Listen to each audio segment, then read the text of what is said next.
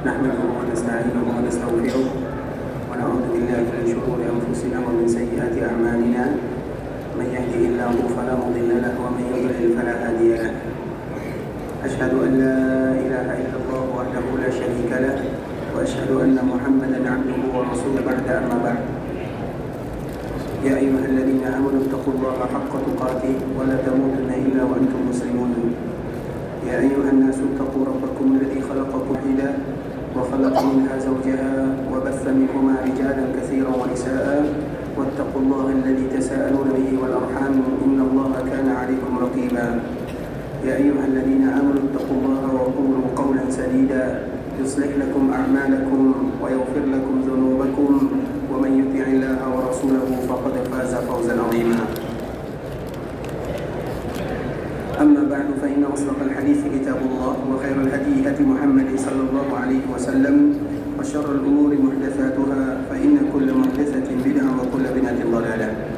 Ikhwatul Islam, saudara kaum muslimin, para tetamu Allah, para jemaah haji, para jemaah umrah, semoga Allah Subhanahu wa taala senantiasa melimpahkan rahmat dan kasih sayang kepada kita bersama. Alhamdulillah, kita senantiasa memuji dan memuji Allah Subhanahu wa taala terhadap segala limpahan karunia dan kasih sayang yang Allah Subhanahu wa taala hadiahkan kepada kita bersama, sehingga dengannya kita masih bisa duduk di dalam masjid Rasulullah sallallahu alaihi wasallam dan tujuan kita semuanya sama, yaitu bagaimana supaya Allah Subhanahu wa taala mengampunkan dosa kita bersama. Dan itu merupakan di antara nikmat yang luar biasa ketika Allah berikan kesempatan kepada kita untuk menyempurnakan rukun Islam yang kelima, atau dikala Allah mudahkan mata kita ini melihat rumah Allah Subhanahu wa taala yang paling mulia di dunia, yaitu Al-Ka'bah Al-Musharrafah, sehingga di antara titel yang paling mulia diberikan oleh Allah Subhanahu wa taala adalah menjadi tamunya Allah Subhanahu wa taala. Dan orang yang menjadi tamu Allah itu ada dua. Yang pertama, mereka yang datang ke Ka'bah Al-Musharrafah, mereka dinamakan dengan Dhuyufur Rahman. Mereka itu adalah tamunya di antara tamu-tamu Allah Azza wa Jalla. Dan yang kedua yang menjadi tamu Allah adalah mereka yang senantiasa terikat hatinya, jasadnya di rumah Allah Subhanahu wa taala. Mereka juga dinamakan dengan tamunya Allah Subhanahu wa taala. Dan kita dikala berada di Masjid Nabawi mendapatkan dua titel sekaligus, tamu Allah dikala kita ingin beribadah atau setelah kita beribadah, dan tamu Allah dikala kita berada di Masjid Rasulullah sallallahu alaihi wasallam.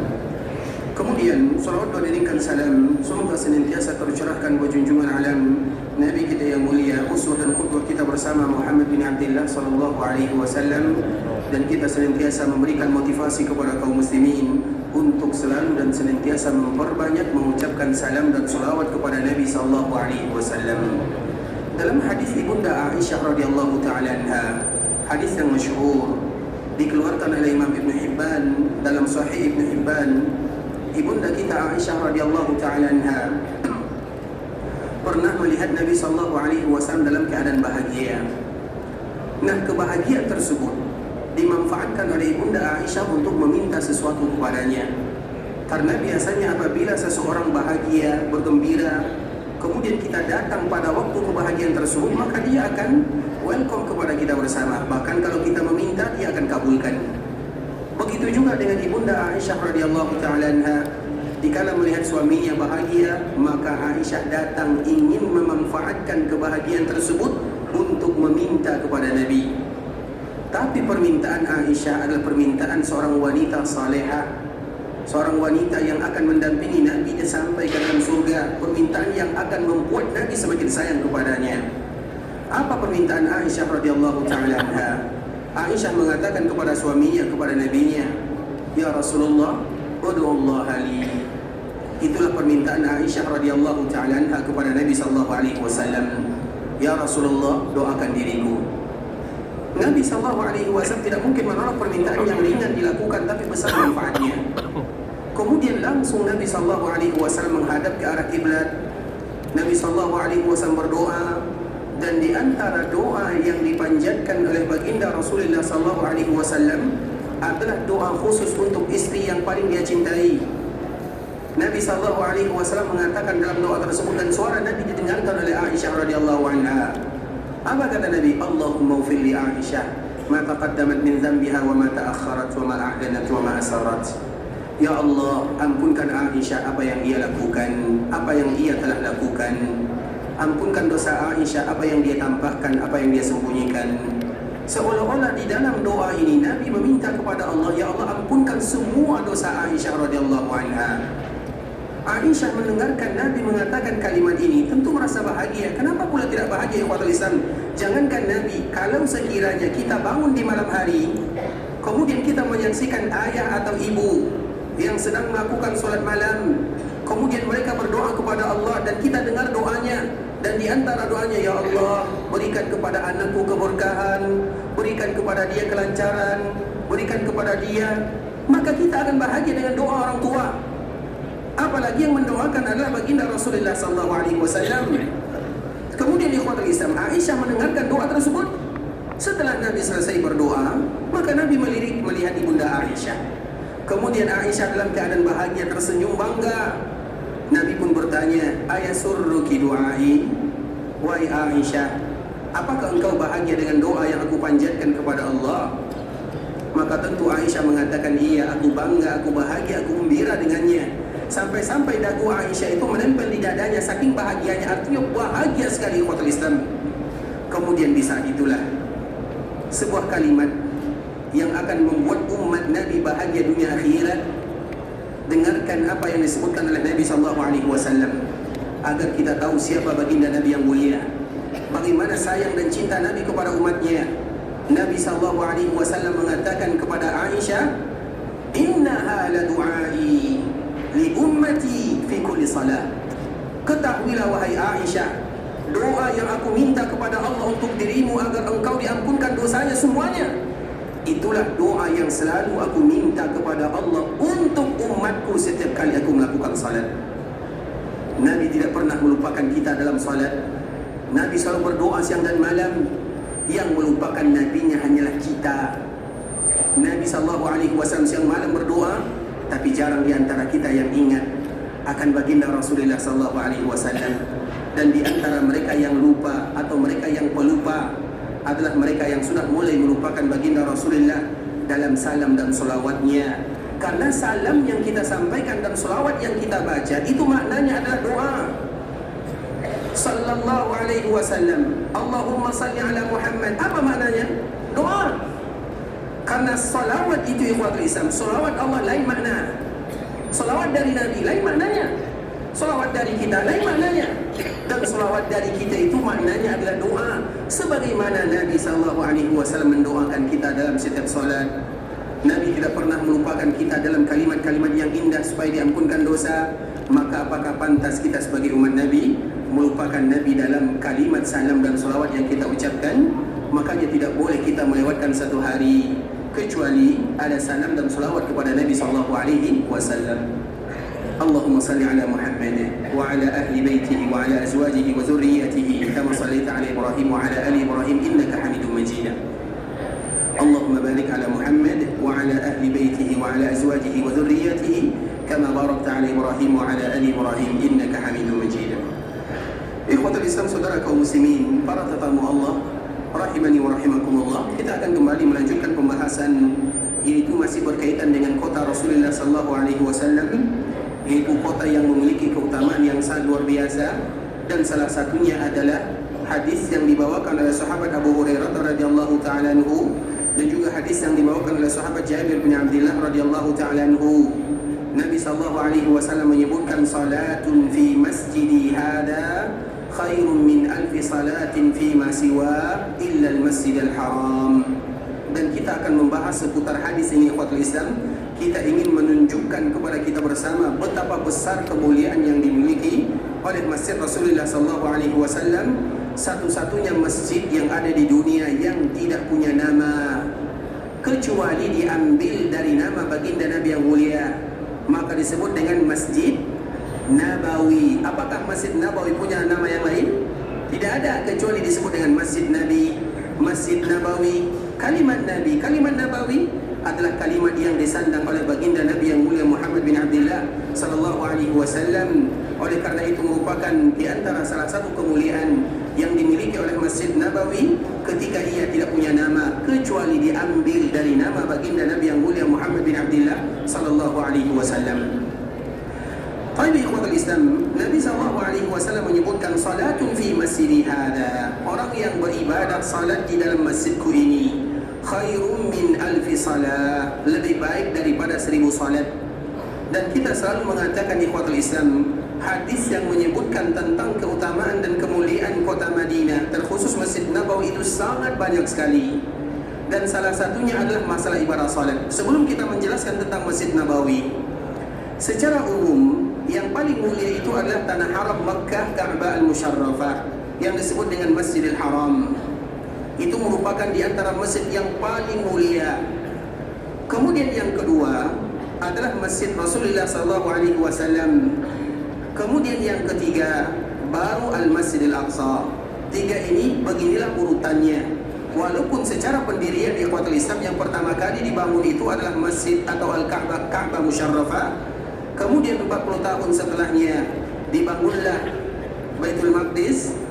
Kemudian di zaman Nabi SAW dibangunlah Masjid Rasulullah SAW, terutama di kala Nabi SAW baru sampai di kota Madinah. Dan kita mengetahui pertama kali Nabi SAW sampai ke kota Madinah, kemarin kita telah sebutkan tempat yang pertama kali dituju oleh Nabi adalah Quba. Nabi SAW sampai di Masjid Quba atau di sebuah daerah yang bernama Awali. Karena Quba itu ikhwatul Islam adalah nama mata air yang ada di sana. Ketika Nabi sampai di kota Madinah, itu adalah tempat yang pertama kali. Karena siapapun yang berasal dari Mekah menuju Madinah, tempat yang pertama kali mereka lihat adalah Quba. Tempat masuk ke kota Madinah itu pintunya adalah Quba. Kemarin masih ingat dikala kita dari Mekah menuju Madinah, yang pertama kali kita lihat itu adalah Quba. Kemudian dari Quba baru nanti kita datang ke sini. Begitu juga dengan Nabi SAW. Nah, sampai Nabi SAW di Quba pada hari Senin. Karena Nabi SAW melakukan safar dari Mekah menuju Madinah bersama Abu Bakar As-Siddiq kurang lebih 8 hari 8 malam lamanya. Kemudian Nabi SAW sampai di kota Madinah pada hari Senin. Dan kita selalu menyebutkan ikhwatul Islam hari Senin adalah hari yang memiliki nilai sejarah, terutama dengan baginda Rasulullah SAW. Dengannya pula Nabi SAW berpuasa pada hari Senin tersebut. Kemudian Nabi SAW ditanya, kenapa engkau berpuasa di hari Senin ya Rasulullah? Apa jawaban Nabi? Hari Senin adalah hari aku dilahirkan.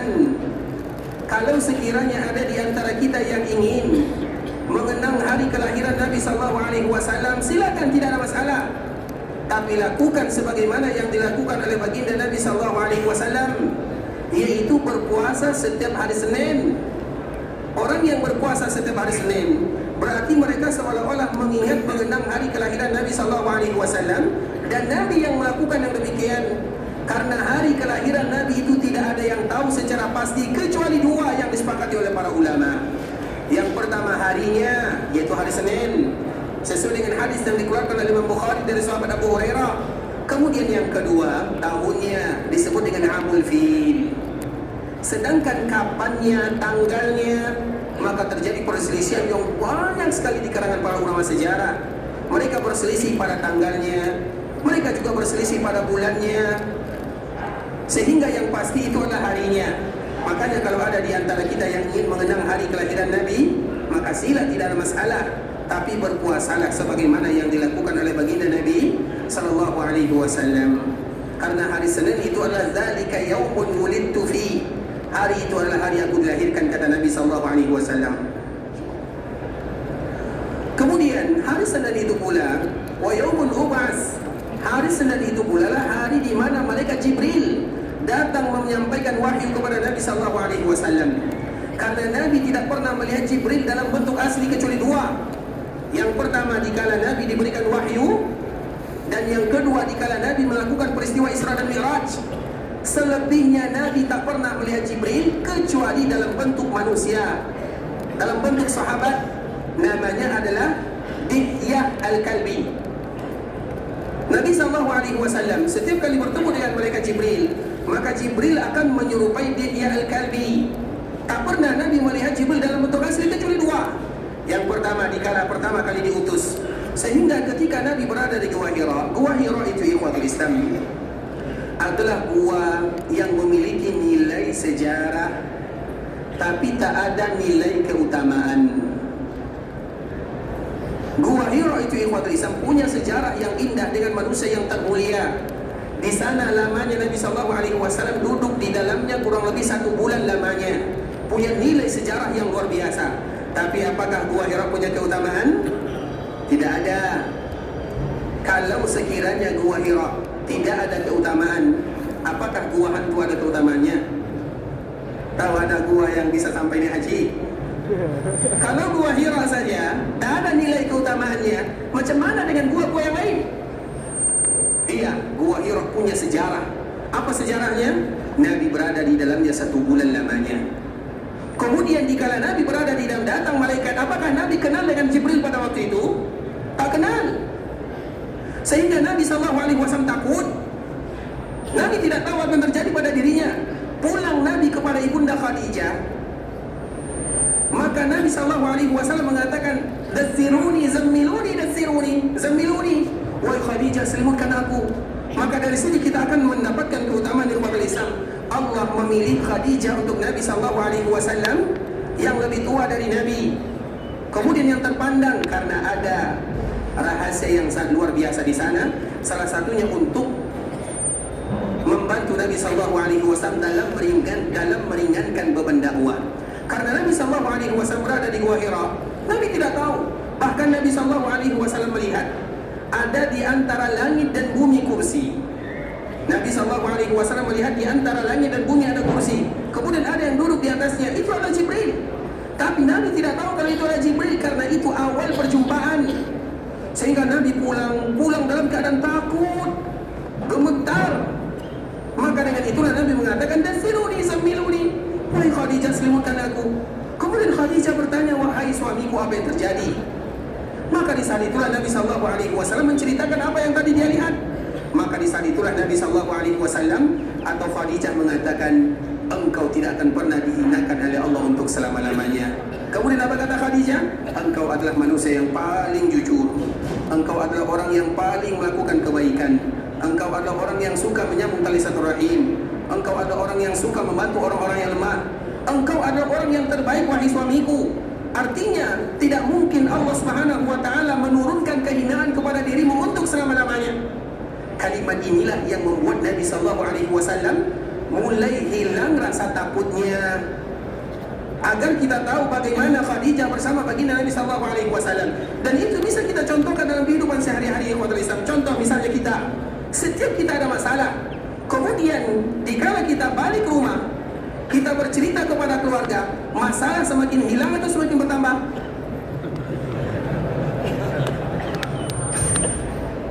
Maka kita berkaca kepada diri sendiri agar kita tahu bagaimana posisi Khadijah dalam keadaan yang menakutkan. Khadijah yang membuat Nabi tenang. Makanya apa kata Khadijah? "Engkau adalah yang terbaik, engkau adalah suamiku yang terbaik, engkau adalah orang yang paling jujur." Disebutkan semuanya. Maka tenang Nabi SAW. Namun tidak sampai di situ saja ikhwatul Islam. Khadijah mencari orang yang terbaik. Karena di antara salah satu kesamaan Khadijah dengan Nabi, mereka sama-sama tidak pernah sujud kepada berhala. Allah pilihkan Khadijah untuk Nabi ada makna. Salah satunya mereka tidak pernah sujud kepada berhala. Maka di saat itulah Khadijah mencari salah satu yang namanya Waraqah, atau yang kita kenal dengan Waraqah bin Naufal. Waraqah bin Naufal itu ikhwatul Islam, dia bukan seorang saja. Bahkan ada juga yang namanya Zaid. Di Mekah itu ada namanya Zaid. Ini sebelum Nabi diutus menjadi Nabi. Jadi apakah sebelum Nabi diutus menjadi Nabi sudah ada orang yang beribadah kepada Allah? Banyak. Salah satunya adalah Waraqah. Kemudian Zaid. Zaid itu adalah ayahnya Sa'id. Sa'id bin Zaid, salah seorang yang dijamin masuk surga oleh Allah Azza wa Jalla. Bahkan Zaid ini mengatakan kepada Islam, "Wahai penduduk Makkah, tidak ada lagi yang beriman kepada Allah, tidak ada lagi yang menyembah Allah di sini kecuali aku." Karena orang-orang Makkah mereka sudah mulai menyelewengkan ibadah kepada selain Allah Azza wa Jalla. Dan kalimat ini diucapkan sebelum Nabi diutus menjadi Nabi dan menjadi Rasul. Artinya masih banyak orang-orang yang ada di Makkah, mereka berada di dalam agama Hanifiyah. Salah satunya adalah Waraqah. Kemudian di saat itulah Waraqah dipanggil oleh Khadijah, kemudian disebutkan. Maka di saat itulah Waraqah mengatakan, innahan namus, wahai Muhammad, itu adalah namus. Namus itu adalah nama lain daripada malaikat. Tidak ada seorang pun namus yang datang kepada seorang nabi illa udhi, kecuali pasti mereka akan diganggu oleh kaumnya dan mereka akan diusir oleh kaumnya. Maka di saat itulah Nabi bertanya, awa mukhrijiyahum, apakah kaumku nanti akan mengusir diriku? Maka Waraqah mengatakan, iya, tidak ada seorang pun yang datang seperti yang kamu bawa, kecuali mereka pasti akan diusir, dan itu terwujud. Maka pada akhirnya Nabi SAW setelah 13 tahun lamanya di Mekah, diusir dari Mekah menuju Madinah dan sampai di Madinah pada hari Senin. Jadi sudah 3 Seninnya. Senin hari kelahiran Nabi SAW. Senin adalah hari diutus menjadi Nabi dan menjadi Rasul. Hari Senin itu pula lah Nabi sampai di sini di kota Madinah, dan hari Senin itu pula lah Nabi dipanggil oleh Allah Subhanahu wa Ta'ala. Jadi ada 4 Senin yang memiliki nilai sejarah dengan baginda Rasulullah SAW. Kemudian ikhwatal Islam, Nabi SAW sampai di Kuba pada hari Senin. Sampai di sana Nabi SAW berada di sebuah kabilah yang namanya Amr bin Auf. Dan kabilah ini adalah kabilah yang ada hubungannya dengan Nabi SAW. Tapi ikhwatal Islam, kita akan sedikit menceritakan, semoga kita sabar mendengarkannya. Apa hubungan Nabi SAW dengan kota Madinah, agar kita tahu bahwa ketika Nabi sampai ke kota Madinah seolah Nabi pulang kampung. Apakah dulu pernah Nabi tinggal di kota Madinah? Pernah atau tidak? Pernah. Dari mana kita mengatakan Nabi tidak pernah datang ke kota Madinah? Di mana ayah Nabi SAW meninggal? Ayah Nabi di mana? Di sini, di Madinah. Kemudian Nabi SAW dikala berumur 6 tahun, Nabi pergi kemana bersama ibunya? Pergi ke Madinah. Apa yang diinginkan oleh ibu Nabi dan Nabi di kota Madinah? Mengunjungi perkuburan ayahnya. Berarti Nabi pernah ke kota Madinah atau tidak? Dan lama Nabi duduk di sini, sehingga dikala Nabi hijrah di kota Madinah, apa kata Nabi? Aku masih ingat di mana dulu aku bermain. Karena dikala Nabi masih berumur 6 tahun, dan Nabi itu, jangankan Nabi, orang biasa saja, anak-anak ingatannya kuat, apalagi umur 6 tahun, seolah-olah mereka sudah mumayyiz. Maka Nabi mengatakan, aku ingat di mana aku bermain, di mana aku dulu, karena lebih 1 bulan Nabi tinggal di sini. Jadi seolah-olah ketika Nabi datang ke kota Madinah, itu adalah kampung Nabi SAW. Dan pertanyaan berikutnya, mengapa Abdullah berada di kota Madinah? Abdullah itu siapa? Ayah Nabi. Kenapa Abdullah berada di kota Madinah? Siapa yang tahu jawabannya? Kenapa Abdullah berada di kota Madinah? Karena memang ada keluarganya di kota Madinah. Abdullah itu seorang pedagang, sama dengan penduduk Mekah yang lainnya. Dan biasanya penduduk Mekah kalau pergi berdagang li ila fi Quraisy, ila fihim rihlatash syita'i was-sayf. Ada perdagangan di musim panas dan perdagangan di musim dingin. Setiap kali mereka berdagang ke Syam, maka mereka melewati kota Madinah. Abdullah tinggal di kota Madinah. Bahkan Abdullah wafat di kota Madinah. Pertanyaannya, mengapa Abdullah tinggal di kota Madinah dan wafat di kota Madinah?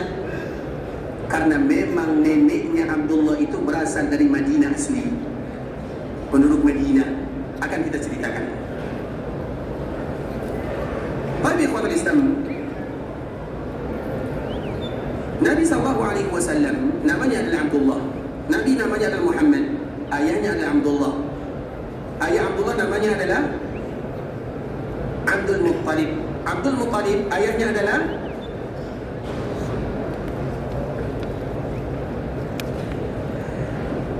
siapa nama ayah Abdul Muttalib? Abdul Manaf atau Qusay? Hashim. Berarti Muhammad bin Abdullah bin Abdul Muttalib bin Hashim. Ingat itu baik-baik ya, Hashim. Tadi ikhwatul Islam, Hashim ini sama dengan penduduk Mekah yang lainnya. Kita mengambil sejarah dari Hashim. Kemudian ikhwatul Islam, Hashim ini dia pergi melakukan perdagangan dari Mekah menuju Syam. Sampai di Madinah, karena biasanya Madinah itu tempat transit. Madinah itu adalah tempat kaum muslimin atau mereka para pedagang, mereka singgah. Bisa jadi singgah dalam waktu yang sebentar, atau dalam waktu yang lama, tergantung bagaimana keadaannya. Salah satunya adalah Hashim. Hashim ini adalah keluarga Khuza'ah atau keluarga Khuza'ah, yang mana nanti mereka disebut dengan orang-orang Quraisy, dan orang-orang Quraisy itu adalah semua mereka yang berasal dari nasab Ismail alaihissalam, maka disebut dengan orang-orang Quraisy. Kemudian ikhwatul Islam, Hashim dikala dia melakukan perjalanan dari Mekah menuju Syam, maka dia singgah di kota Madinah. Madinah tidak pernah disebut dengan Madinah kecuali setelah berada Nabi di sini. Tapi kita hanya sedang menyebutkan Madinah karena nama dulu adalah Yathrib, dan kita tidak menyebutkan nama Yathrib karena Yathrib itu artinya buruk sekali, seburuk-buruknya. Yathrib itu artinya adalah perpecahan, Yathrib itu artinya pembunuhan, Yathrib itu artinya pelecehan, penghinaan, itu semua makna Yathrib. Maka tak boleh bagi kita mengatakan Madinah dengan Yathrib, karena makna Yathrib itu buruk. Kemudian di kota Islam, dikala Hashim ini berada di kota Madinah, maka dia singgah di kota Madinah.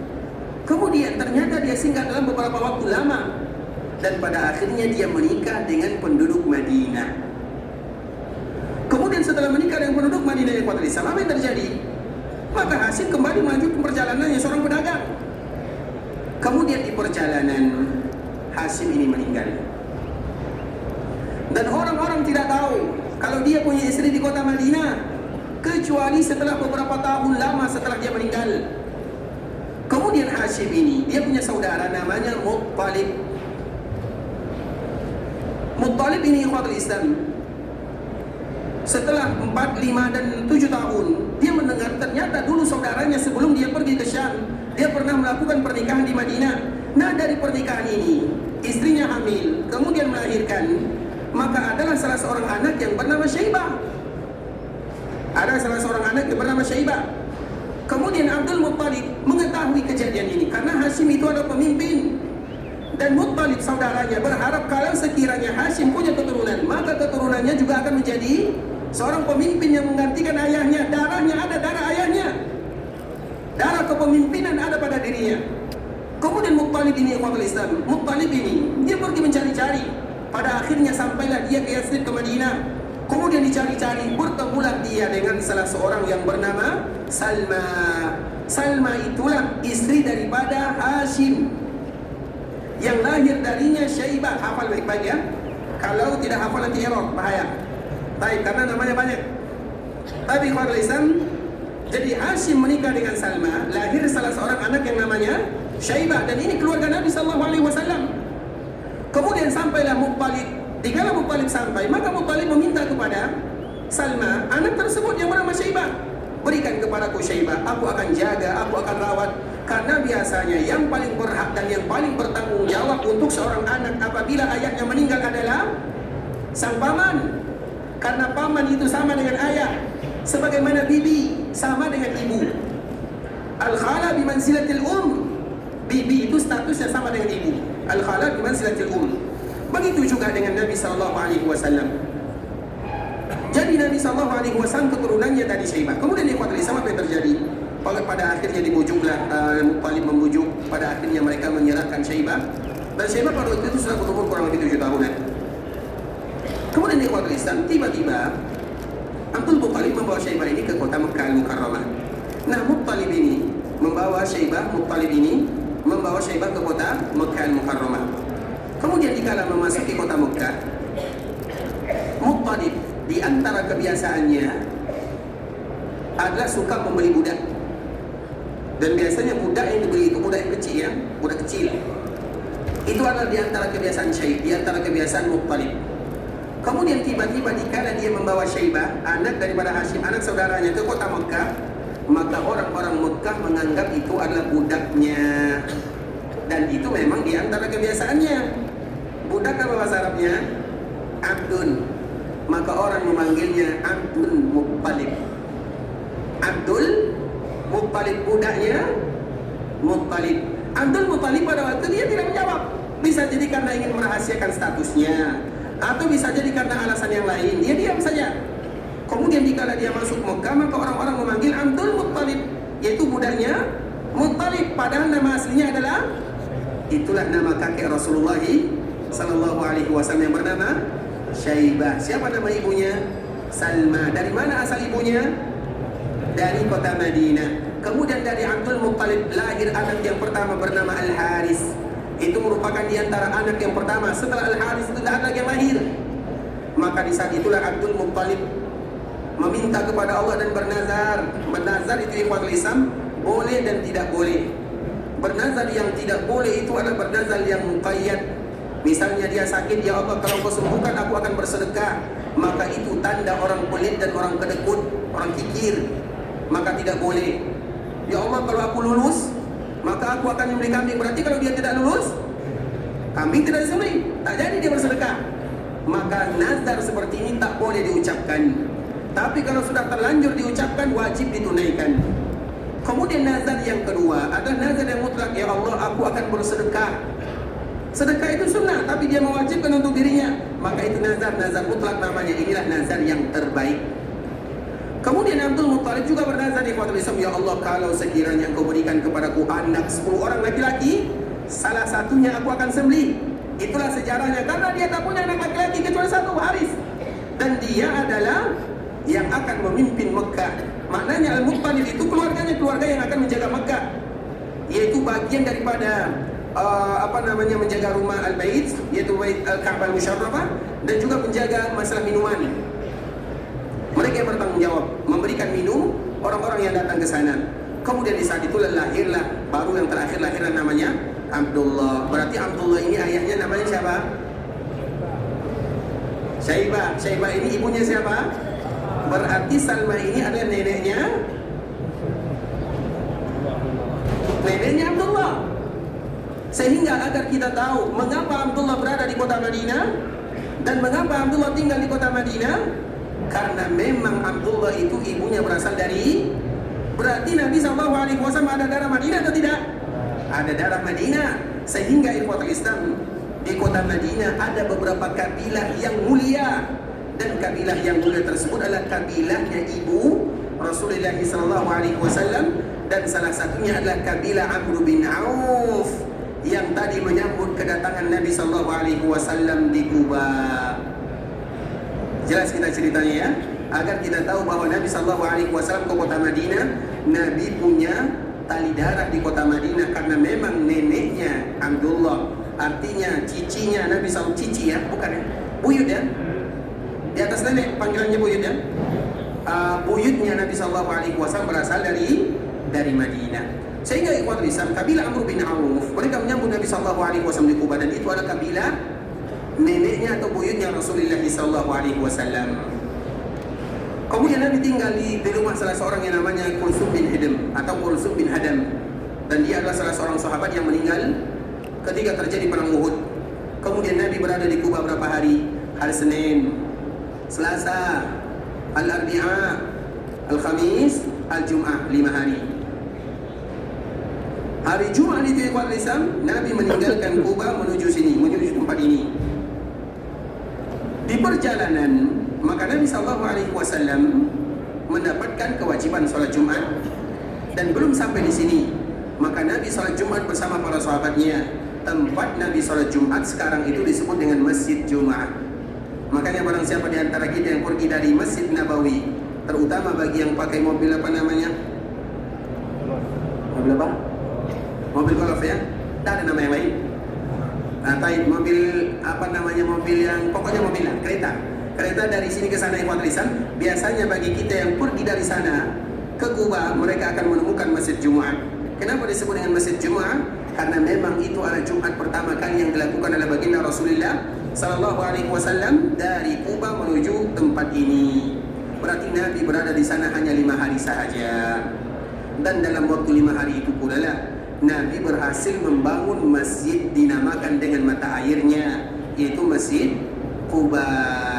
5 hari kira-kira siap tidak bangun masjid? 5 hari. Agar kita tahu, masjid itu yang penting adalah lokasi dan tanah serta batasannya. Sedangkan bangunannya itu adalah bonus. Artinya kalau ada masjid tak ada bangunannya, maka tidak ada masalah.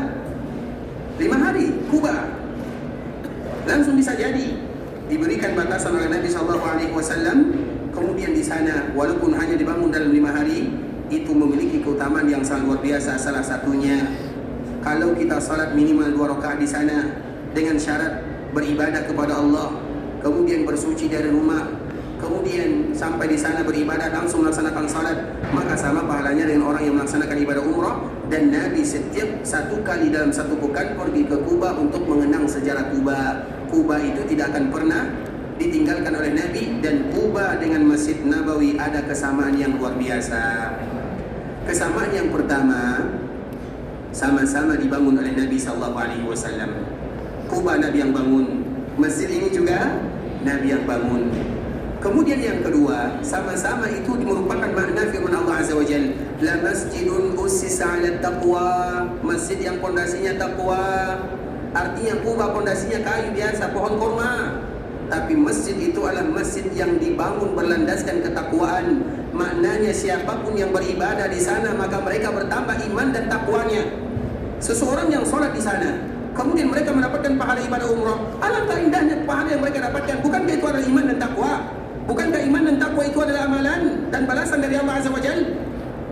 Kemudian di Masjid Nabawi, siapapun yang salat, maka juga mereka akan mendapatkan keutamaan, karena juga adalah masjidun ussisa 'ala taqwa, masjid yang pondasinya iman dan takwa. Nanti akan kita sebutkan bagaimana Masjid Nabawi.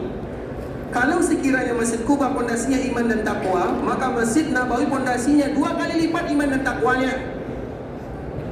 Kemudian kesamaan yang ketiga, ibadah yang kita lakukan di dalamnya tidak sama pahalanya dengan ibadah yang lain. Makanya di kota Madinah, masjid yang ada sejarah dan keutamaan hanya 2 sahaja. Yang pertama Masjid Nabawi, dan yang kedua Masjid Kuba. Semua masjid yang ada di kota Madinah ada keutamaan atau tidak? Selain Masjid Kuba dan Masjid Nabawi, ada. Keutamaannya adalah dikala dia berada di dalam tanah haram. Karena masjid yang ada nilai sejarah dengan Nabi kurang lebih ada 46 masjid. Dan kita selalu menyebutkan, coba lihat, di depan ada Masjid Utsman, di samping kanan ada Masjid Umamah, ada Masjid Ali, ada Masjid Umar, ada Masjid Abu Bakar Siddiq. Di belakang banyak masjid di kota Islam. Tapi masjid itu tetap dijadikan untuk salat, namun tidak ada Jumat di sana. Kalau bahasa kitanya surau. Selalu kita menyebutkan musalla, agar kita tahu kalau musalla dan surau selama dilakukan salat 5 waktu, maka ada tahiyat masjid, karena itu dinamakan dengan masjid. Hanya saja masjid itu ada 2, masjid yang ada salat Jumat dan masjid yang tak ada salat Jumat. Masjid yang tak ada salat Jumat bahasa kitanya adalah surau. Masalahnya kita salat tahiyat atau tidak? Salat tahiyat kalau sekiranya kita melakukan salat 5 waktu. Sedangkan salat yang dilakukan salat berjumat maka disebut dengan salat atau masjid al-jami'. Al-jami' itu masjid yang mengumpulkan seluruh kaum muslimin. Dan masjid di zaman Nabi SAW banyak sekali umat Islam, ada 46. Ada nilai sejarah, tapi yang ada keutamaan hanya 2, Masjid Nabawi dan Kuba. Sehingga keutamaan yang ada di Masjid Nabawi dan Kuba itu sama-sama besar. Kemudian kesamaan yang keempat adalah Masjid Kuba dipuji penduduknya sebagaimana Masjid Nabawi juga dipuji penduduknya oleh Allah Subhanahu wa taala. Ini merupakan di antara kesamaan antara Kuba dengan Masjid Rasulullah sallallahu alaihi wasallam. Yang pertama, sama-sama dibangun oleh Nabi.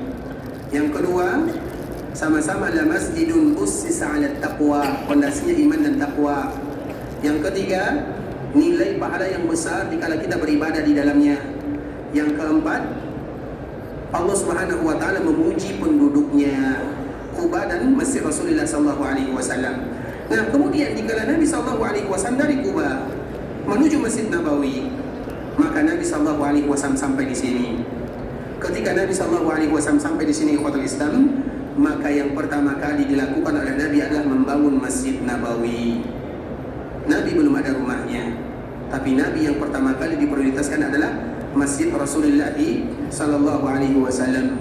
Ketika Nabi berada di sini ikhwatul Islam, maka Nabi, para sahabat yang ada di sini mereka berebutan kemana Nabi sallallahu alaihi wasallam tinggal. Kemudian para sahabat menawarkan, ya Rasulullah tinggal di rumah kami, ya Rasulullah tinggal di rumah kami, ya Rasulullah tinggal di rumah kami. Nabi sallallahu alaihi wasallam tidak bisa menjawab Nabi akan tinggal di mana selama berada di sini. Tiba-tiba datanglah salah seorang sahabat namanya Abu Ayyub Al-Ansari. Hafal nama ini. Abu Ayyub ini ikhwatul Islam, dia tanpa banyak bicara. Ketika melihat Nabi disambut oleh para sahabat yang lainnya, kemudian para sahabat menawarkan bantuan rumah dan yang semisalnya, ya Rasulullah tinggal di rumah kami, tinggal di rumah kami. Maka Abu Ayyub apa yang dia lakukan? Tanpa banyak bicara, dia masuk ke rombongan orang-orang yang sedang menawarkan bantuan. Yang dia cari adalah barang bawaan Nabi Sallallahu Alaihi Wasallam. Ketika didapatkan barang bawaan Nabi, diambil, dibawa ke rumahnya. Ketika barang bawaan Nabi di rumah Abu Ayyub, kira-kira Nabi akan menginap di mana? Tak mungkin. Macam kita misalnya datang ke kota Madinah, satu daun iman, satu daun takwa. Barang kita di daun iman, tak mungkin kita menginap di daun takwa. Pasti kita akan menginap di tempat barang kita ada. Begitu juga dengan Abu Ayyub Al-Ansari, tanpa banyak bicara, diambil barang bawaan Nabi. Para sahabat mereka kaget melihat Abu Ayyub. Mereka baru menawarkan, Abu Ayyub sudah mengambil barang bawaan Nabi. Kemudian dibawa ke rumahnya, mau tidak mau maka Nabi akan menginap di rumah Abu Ayyub Al-Ansari. Karena ikhwatul Islam itu merupakan pelajaran ya, kalau ada tamu, kalau dia tidak mau singgah, ambil barang bawaannya, pasti singgah. Jangan hanya ditawarkan basa-basi telaku. Allahu Akbar. Baik ikhwatul Islam. Kemudian Abu Ayyub ini, mereka diambil barang bawaan Nabi, maka Nabi tinggal di sana sampai selesai pembangunan Masjid Nabawi. Dan itulah kemuliaan Abu Ayyub Al-Ansari, dikala dia menjamu Nabi dan Nabi menjadi tamunya. Dia tidak mudah ikhwatul Islam, dia akan menjamu Nabi. Dia tidak tidur siang dan malam menjaga Nabi SAW. Tapi yang diinginkan adalah satu rumah dengan baginda Rasulullah SAW sampai selesai pembangunan Masjid Nabawi. Kemudian dibangun Masjid Nabawi 1 hari, 2 hari, 1 minggu, 2 minggu, sampai 12 hari. Maka selesai pembangunan Masjid Nabawi. Kemudian setelah Masjid Nabawi dibangun di ikhwatul Islam, maka di saat itulah baru Nabi SAW memikirkan rumahnya. Baru Nabi membuat rumah. Karena apa hukum kita membangun rumah? Wajib atau rukun? Bangun rumah wajib atau rukun? Sunnah. Siapa mengatakan wajib? Tapi apa hukum membangun rumah Allah? Baru itu wajib. Biasanya yang kita dahulukan bangun rumah kita atau bangun rumah Allah? Nah, berarti kita mendahulukan yang sunnah daripada yang wajib. Betul atau salah? Membangun rumah Allah hukumnya wajib, membangun rumah sendiri hukumnya sunnah. Kalau bisa bangun alhamdulillah, kalau tak bisa bangun maka cari rumah yang lain. Artinya bisa jadi dengan sewa, bisa jadi menginap tempat yang lain, banyak. Tapi membangun rumah Allah itu adalah kemuliaan. Maka kita selalu memberikan motivasi kepada kaum muslimin. Berdoalah ikhwatul Islam, dan kita sama-sama berdoa, ya Allah jangan wafatkan kami kecuali kami sudah bangun rumahmu di dunia. Kalau tidak bisa membangun masjid yang kecil, bangun yang besar. Artinya bagaimana kita berusaha membangun rumah Allah Subhanahu wa Ta'ala. Rumah kita hiasi semewah-mewahnya, tapi rumah Allah tak mau kita mengeluarkan uang. Padahal itulah rumah kita yang sesungguhnya di dalam surga Allah Azza wa Jalla. Makanya Nabi datang ke kota Madinah, bukan rumah Nabi. Nabi sudah punya istri atau belum? Sudah ada Saudah, sudah ada Aisyah radhiyallahu ta'ala anhuma. Tapi Nabi lebih mementingkan rumah Allah Azza wa Jalla, dibangun Masjid Nabawi. Dan itu ikhwatul Islam sejarahnya panjang. Esok kita akan sambung bagaimana pembangunan Masjid Nabawi. Tapi intinya Nabi bangun Masjid Nabawi dalam jangka yang tidak terlalu lama. Bangunannya biasa ikhwatul Islam, sederhana. Makanya Masjid Nabawi dulu yang dibangun oleh Nabi SAW hanya beralaskan kerikil, pasir. Tidak beratap kecuali bagian depan dan bagian belakang sahaja. Dinding sedikit. Tapi nilai keutamaan di dalamnya sangat luar biasa. Dan salah satunya hadis Nabi SAW, salatun fi masjidi hada khairun min alfi salat. Orang yang salat di sini. Jadi Masjid Nabawi itu ikhwatul Islam dulu yang dicari, bukan pemandangan Masjid Nabawinya, tapi keutamaannya. Makanya Masjid Nabawi itu dulu ikhwatul Islam pemandangannya biasa-biasa saja, pemandangan yang sederhana. Bahkan kalau kita perhatikan bagaimana Nabi SAW membangun Masjid Nabawi, sederhana. Nabi sujud, Nabi SAW sujud di atas pasir, di atas kerikil. Maka dari situlah keluar sunnah. Kalau seandainya kalian sujud, kemudian ada pasir, ada kerikil yang tidak ada najis, maka jangan bersihkan dari kepala kalian, biarkan. Karena bisa jadi itu akan menjadi saksi di hadapan Allah Azza wa Jalla bahwa kalian pernah sujud untuk Allah Subhanahu wa Ta'ala. Kemudian kita tidak akan pernah temukan Nabi SAW kecuali menggunakan sepatu. Nabi SAW tidak pernah salat sama dengan kita yang pada Islam. Mengapa demikian? Kerikil di musim panas. Kalau kita tahu rasanya bagaimana musim panas, nanti salat zuhur, keluar Masjid Nabawi, buka sendal. Agar kita tahu, dan itu masih bagus ikhwatul Islam. Macam mana dengan kerikil? Makanya kita tidak akan temukan Nabi dan para sahabat semuanya, kecuali mereka salat menggunakan sandal. Kenapa? Panas. Sederhana sekali masjid Rasulullah SAW. Tapi kesederhana itulah yang memunculkan kemuliaan dan keberkahan. Nabi SAW berdoa agar Allah Subhanahu wa taala memberikan kelebihan. Doa Nabi dikabulkan oleh Allah Azza wa Jalla. Dan salah satu hadis Nabi, salatun fi masjidi ala khairun min alfi salat.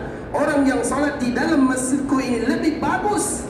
Di dalam riwayat yang kedua, salatun fi masjidi afdal, lebih afdal daripada 1000. Makanya kita selalu mengingatkan, jangan pernah menyebutkan salat di Masjid Nabawi sama dengan 1000. Tapi salat di Masjid Nabawi lebih daripada 1000. Dan kelebihan itu ikhwatul Islam tergantung bagaimana kekhusyukan kita di dalam melakukannya. Artinya itu merupakan di antara peluang yang amat luar biasa. Semakin kita khusyuk, semakin besar pahalanya. Bisa jadi 1 juta, bisa jadi 2 juta, Allahu a'lam. Karena Nabi menyebutkan salatun fi masjidi hada khairun min alfi salat. Dan itu kita buktikan ikhwatul Islam dalam hadis yang lain. Waktu kita tidak terlalu banyak ya, semoga bisa menyebutkan cerita ini secara singkat saja. Nabi Sulaiman alaihissalam, Nabi SAW pernah menyebutkan, Nabi Sulaiman berdoa dengan 3 hal. 2 dikabulkan, dan 1 aku harap semoga Allah kabulkan. Ini berkaitan dengan Al-Aqsa.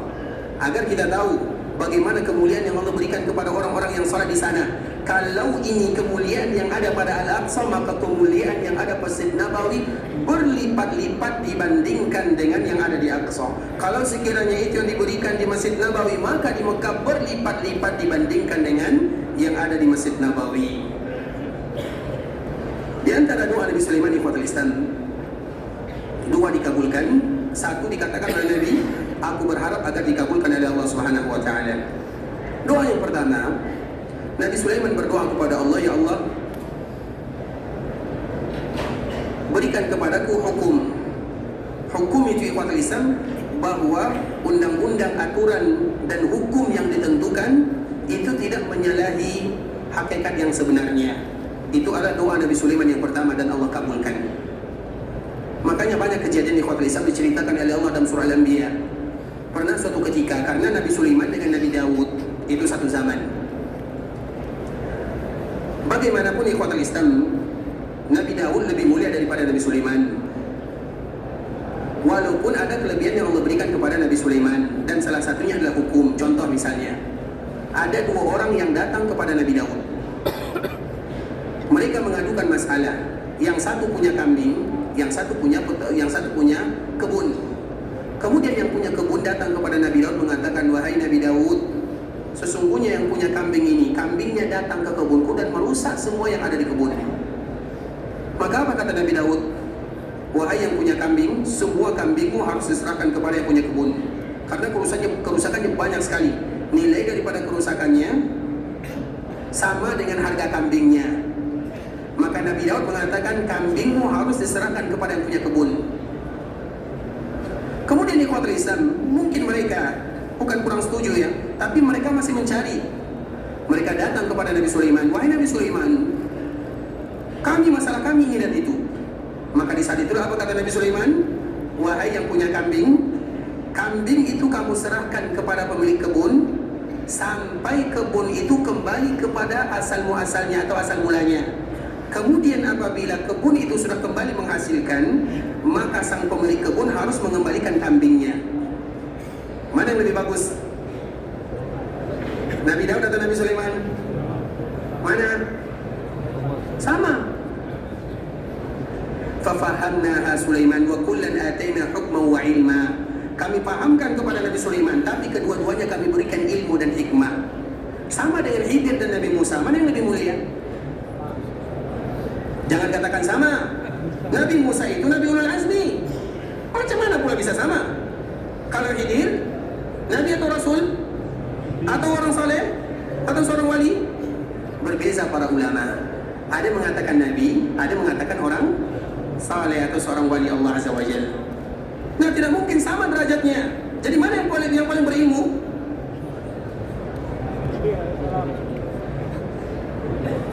Sama. Karena Nabi Musa mengatakan kepada Khidir dan Khidir mengatakan kepada Nabi Musa, wahai Musa, sesungguhnya engkau punya ilmu yang aku tidak tahu, dan aku punya ilmu yang kau tidak tahu. Karena setiap mereka punya kelebihan masing-masing. Tapi secara umum Nabi Musa lebih mulia daripada. Kenapa lebih mulia? Siapa yang pertama kali paling mulia? Yang pertama kali manusia paling mulia siapa? Muhammad sallallahu alaihi wasallam. Yang kedua siapa? Nabi Ibrahim. Yang ketiga, dari mana kita tahu? Kalau Nabi Muhammad SAW yang paling mulia, semua kita tahu. Kalau Nabi Ibrahim yang paling mulia, semua kita tahu. Nabi yang pertama, Nabi Ibrahim yang kedua. Yang ketiga, Nabi Musa atau Nabi Nuh? Nabi Nuh atau Nabi Isa? Ulul azmi minar rusul 5. Tapi semuanya juga mereka berbeza. Mereka sama tapi tak sama. Paham? Canggih nanti ya. Kita ingat peristiwa Isra dan Mi'raj. Nabi Muhammad SAW pertama bertemu dengan siapa? Pertama dengan siapa setelah mengambil wahyu? Nabi Ibrahim. Nabi Ibrahim kan berada di langit ke-7. Kemudian setelahnya siapa? Kan tak tahu kan? Nabi Musa alaihissalam. Tanya kau Islam, itulah diantara alasannya. Tapi terlepas daripada itu semua, Allah berikan ilmu kepada Nabi Sulaiman, Allah berikan ilmu kepada ayahnya Daud alaihissalam. Tapi Allah berikan kelebihan kepada Nabi Sulaiman. Bahkan pernah kita juga melihat cerita ini terjadi juga di zaman Nabi Sulaiman. Dan ini menunjukkan bagaimana Nabi Sulaiman dan Nabi Daud alaihissalam, walaupun kedua-duanya adalah Nabi Allah Azza wa Jalla, punya kelebihan masing-masing. Agar kita tahu itu adalah bentuk Allah mengabulkan doa Nabi Sulaiman.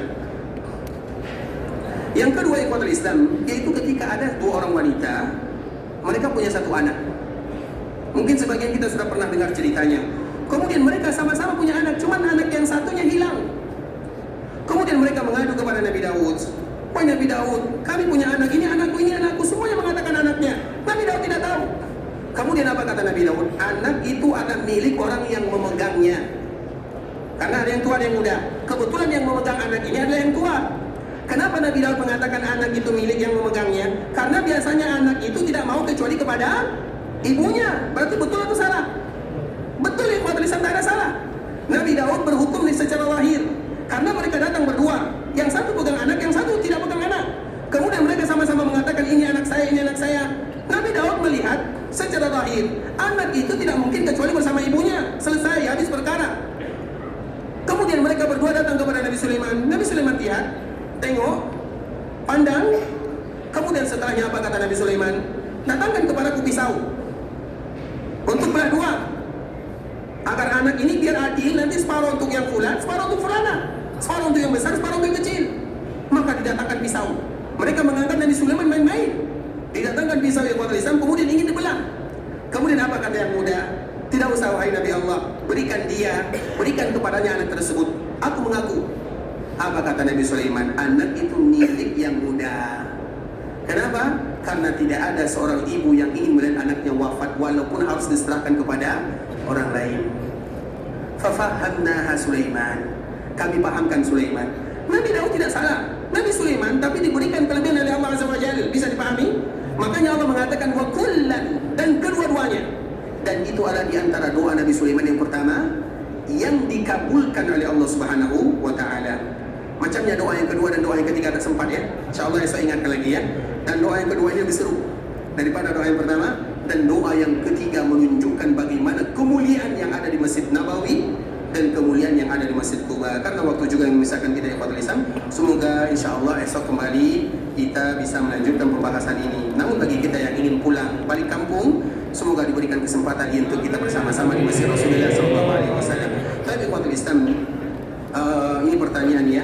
Sebelum ada 2 menit lagi atau 3 menit kita bisa menjawab pertanyaan. Apa hukum umrah berkali-kali dalam satu kali safar dengan mengambil miqat di Tan'im? Ikhwatul Islam, secara singkat, hukum asal daripada ibadah adalah berhaji saja. Siapapun yang datang ke sini di musim haji tak boleh kecuali berhaji.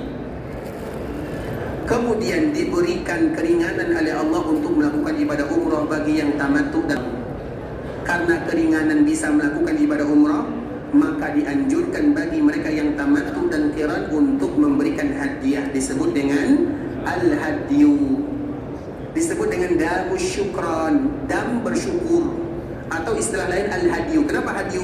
Karena Allah izinkan kita mengumpulkan umrah dengan haji. Makanya hukum asalnya haji saja, tak boleh umrah. Tapi karena diizinkan umrah, maka dengan izin tersebut kita membayar dam syukran atau al-hadyu. Sehingga orang yang melakukan haji ifrat tak bayar dam, tak bayar hadyu. Yang bayar hadyu itu hanya kita tamattu dan qiran sahaja. Nah, itu hukum asalnya ikhwatul Islam. Sehingga bagi kita yang melakukan safar, hukum asalnya itu umrah dalam satu perjalanan satu kali. Terutama bagi kita yang masih diberikan kesempatan, rezeki masih ada, kesehatan masih banyak, alhamdulillah, maka janganlah umrah dalam satu perjalanan kecuali satu kali, kemudian pulang lagi, kemudian daftar lagi umrah lagi. Tapi bagi kita yang mungkin sulit datang ke sini karena faktor ekonomi, kesehatan, dan dia mengatakan tak mungkin lagi saya ke sini, maka silakan mereka umrah.